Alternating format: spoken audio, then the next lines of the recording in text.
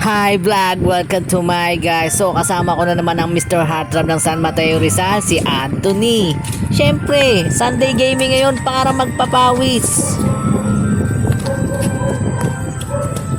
Parang ewan lang oh. At syempre tapos na ang Valentine's Day. Napili namin location sementeryo para dalawin namin ang puso kong patay na patay sa'yo. So di nga kami nakapag-jogging ng maayos, no, tamang lakad lang dahil may mga bantay dito na aso na tinatawag na asosasyon. So isang takbo mo lang yan, talagang marayo ang mararating mo. At syempre hindi na namin pinalagpas ang paglalaro ng badminton, no, na matagal na namin pinaplano para extra pawis din. Double smash!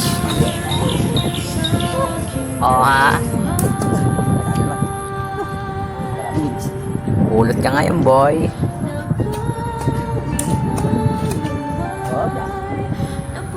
At bigla na lang natigil ang aming laro, no? Meron kasi kaming nakitang nakasabit na hindi kaaya-aya doon sa puno. Siyempre naman, sino hindi masisira ang laro? Nang makita namin may nakasabit na panty doon sa taas ng puno. Siyempre naman si Anthony hindi niya palalagpasin yan. Patuloy niya yung susumpitin. Hanggang dito na lang po, paalam.